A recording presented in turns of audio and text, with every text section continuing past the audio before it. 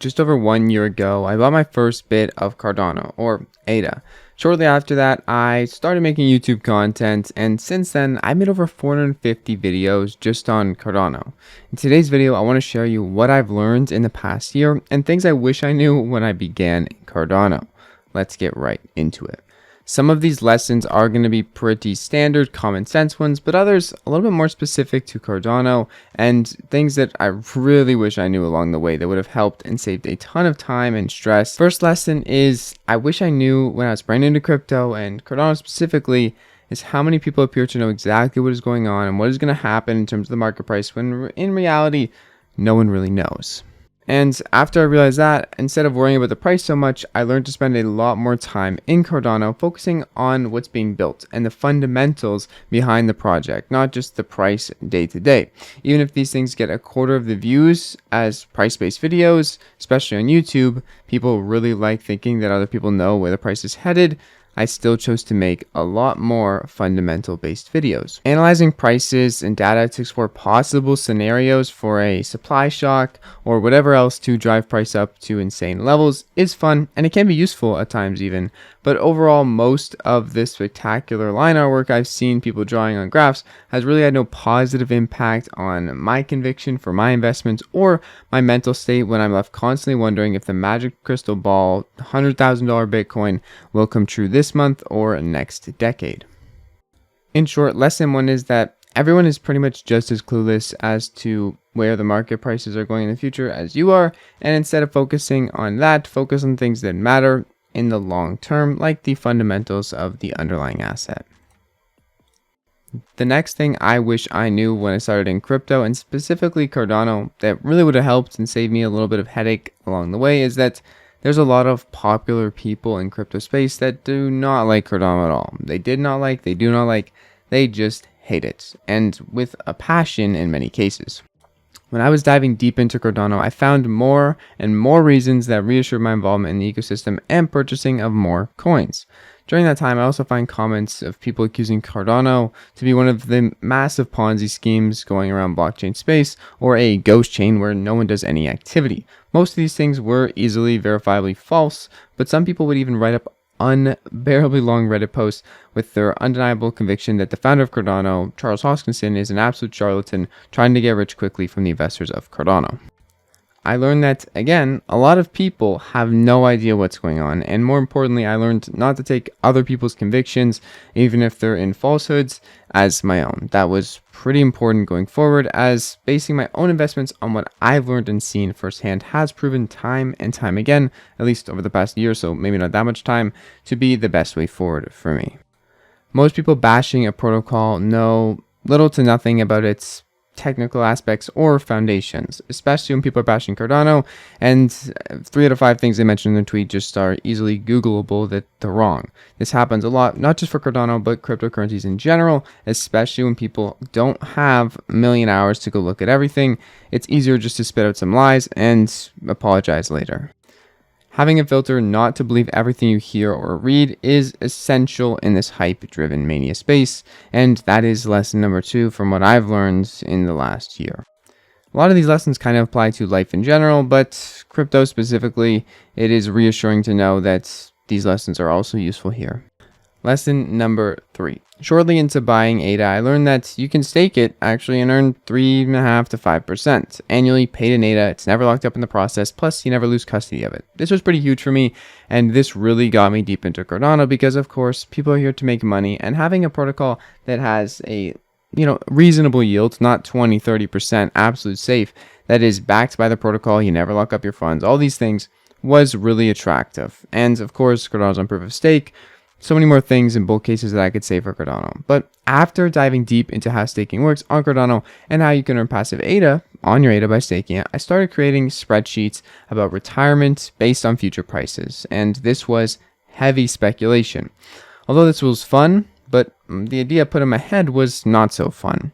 Basically, I was thinking that crypto is going to do all the work for me. I just have to hold on for dear life. And a lot of people still believe that.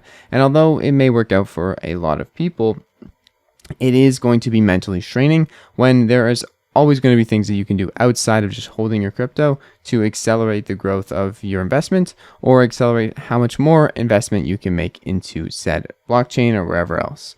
So although this may actually be a viable method of making it in the space by just hodling, if it's your only method, you're leaving it all up to a major chance, even if the blockchain you think is going to be successful long term. Guaranteed or a very high chance, still, there is more you can do if you want to. It took me a while to realize, but I can do a lot more than just aim to get 30,000 ADA, which is a number I aim for in my spreadsheets to be a millionaire by 2026 when ADA hits $32. All of these are just random numbers from my spreadsheets that I put in there to make myself feel good. And I wish I learned earlier that by participating in the Cardano ecosystem and by building things, creating things, you can also be compensated quite well. After I realized that you can do more than just buy ADA and pray it goes up, and you can add value along the way too, I started doing more than just creating YouTube videos. I went ahead and made a stake pool and learned how to run the stake pool. That was a success. And I also made an NFT project. Both of these things went extremely well, and my videos got even more insightful, at least I think so, from the experience I've gained from working on these projects firsthand. So rather than just sleeping in every day and hoping by next week your ADA will be worth 10x, participating in the growth of your investments is a great idea and also helps take your mind off the charts. Lesson number 4 is a pretty obvious one, but important to reinforce. Not investing more money than you can afford to lose and planning ahead, or planning to take profits or when you're going to sell, things like that. To be fair, I'm close to towing the investing more than you can afford to lose line, even now, but I'm 22, I live in my mom's basement, so me to the risk versus reward ratio is worth it compared to traditional investing. I'd rather just stay down 80% and hold on to my Cardano than go and sell it off and put in the stock market or something ridiculous like that. I don't see the point of it. I don't want to do it. Part of this is also learning that it's not a bad idea to take some profits. I have never taken profits really, and I still have all my ADA, and that's fine. My average buy price is around $1.55. And the all-time high of ADA is $3. Today's current price is 48 cents. To be fair, I don't regret not taking profits, as the whole point of buying Cardano was to hold it for the long term, 5 to 10 years, and accumulate as much as possible. This really was the goal. Although I could have sold at $3 technically, and bought back in now for 6x my holdings, that would have been awesome. It's a risk I've never felt like taking. At some point, the tipping point will be reached, and I wouldn't want to be caught selling before a major run-up. At least that's what I think every time something crazy happens and I feel like I don't want to sell. That's usually what I tell myself. Because of that very point I just made of how I keep telling myself that I don't want to miss the next run up, I have now a selling target prices essentially where I will sell small portions of my portfolio, a few percent at this price, a few percent at this price, no more than 20% max of my portfolio along the way of just taking profits to cover basic living expenses and tax related purposes. Having a plan tailored to you for taking profits is really important. My plan for taking profits is completely different from yours. The reasons for taking profits for each people are going to be completely different. So don't just go to someone's profit taking and just go with that because the prices look good. Think about why you need the money. Think about what you're doing long term, and that's probably going to be a lot better solution than just plugging and playing someone else's plan into your life. Also, having a plan takes the emotion out of selling that Cardano. No one really wants to get rid of the Cardano, at least a lot of people don't, I know, or crypto, because they're afraid that it's going to go up to crazy prices. Selling small percents while you're in profit is not a bad idea, and it's going to probably work out in the long run, especially when you're still holding majority of your holdings that you want to take to the moon with you. At $3 Cardano all-time highs, everyone was thinking that $10 ADA was more likely to happen than it wasn't. And now people are begging for $2 again. We're at 50 cents. Lesson number 4, basically summing it up and putting into a funny catchphrase is, strap in, it's going to be a fun ride. Lesson number 5. While I don't consider myself anywhere near an expert on all things Cardano, I do know a fair amount about the ecosystem and the people in it. After making hundreds of videos and thousands of hours with Cardano related things on my brain, this kind of just happens. Even with such things on my mind, I have been wrong or missed many opportunities time and time again within the ecosystem though. First off, you can't win them all and you won't catch them all. You're not a Pokemon trainer. I have passed by a lot of projects in Cardano because it really is hard to tell what someone's bringing to the table until you are using the product or talking with the creator. The lesson is that it really is impossible at first glance to tell if a project has real potential long term, and they're going to be around in even a few months or a year. And a lot of the space is going to be a gamble, especially if you're investing inside of an already volatile cryptocurrency ecosystem. But there is a light at the end of the tunnel. They aren't just gambles. They do have a fundamental aspect to them on which you can base your decisions, and that is pretty useful to turn the tides into your favor. Don't be fooled into thinking everyone will be uber successful. Many will not turn out so great. A lot of projects will flop, even if they looked really promising and had decent founders. The good news is that it only takes one great investment or set of insights to recover other blunders. One thing I also want to mention is a trend that I've noticed for projects building on Cardano. Many of my so far green investments in the ecosystem, things that are actually up still today, even in a downturn of the market, have come from betting on people behind the project, not really the project itself. Seeing founders speak about what they're doing and getting a feel for their vision is to be one of the best ways to see if a project will succeed and if I want to put my money into it, at least for me. Luckily, I also have the privilege of bringing people on the YouTube channel that I see potential in and get a feel for what they're like. And that is something that I have an advantage of most people, but also these interviews and things that I do are publicly available and you can clearly see what the founder is like, what people actually have for their vision for the project, and get a feel for, are these people going to deliver something of quality and do they care for their investors? Remember though, there are a near infinite amount of opportunities out there, and especially in crypto. So don't be bummed out if your investment doesn't 100x overnight.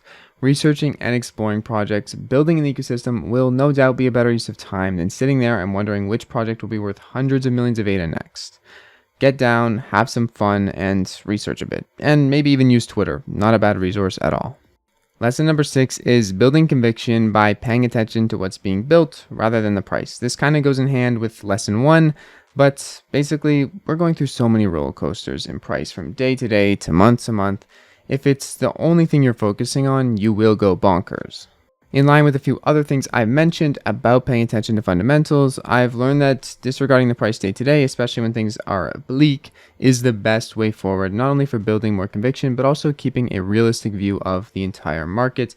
And if your investments are underperforming, or maybe they're actually overperforming, and the market hasn't quite priced that in yet.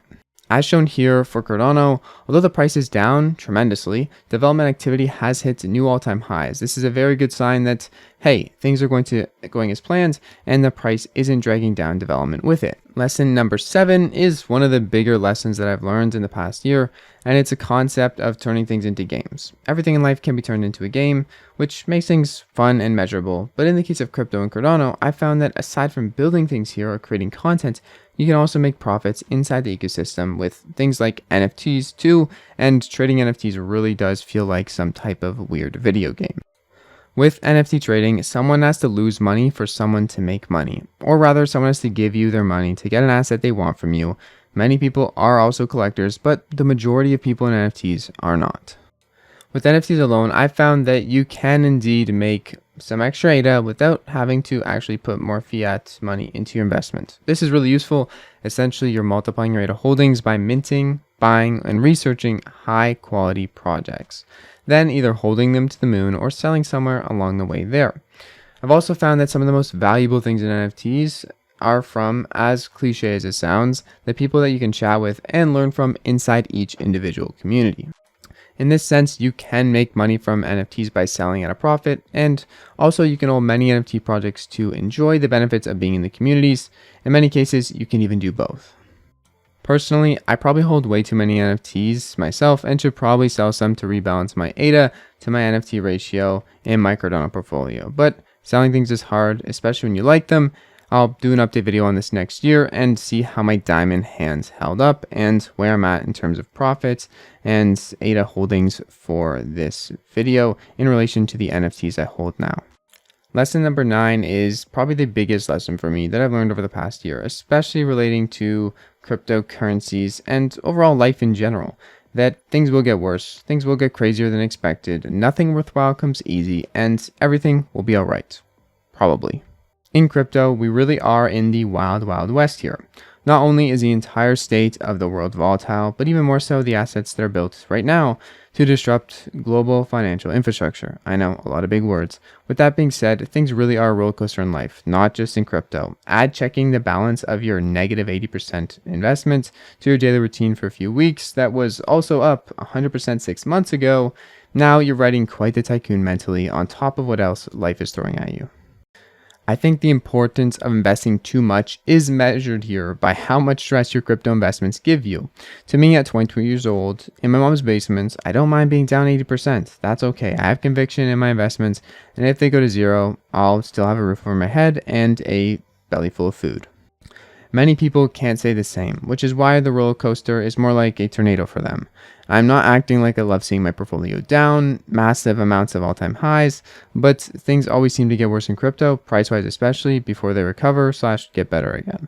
This kind of fulfills the part where I mentioned everything will be alright, but also nothing worthwhile comes easy. That's it for the video today. If you enjoyed, please smash the like button, and if you learned something, also please subscribe to the channel because I will be posting every single day pretty much on Cardano videos. See you guys in the next one. It's been your friend Jack. Peace out.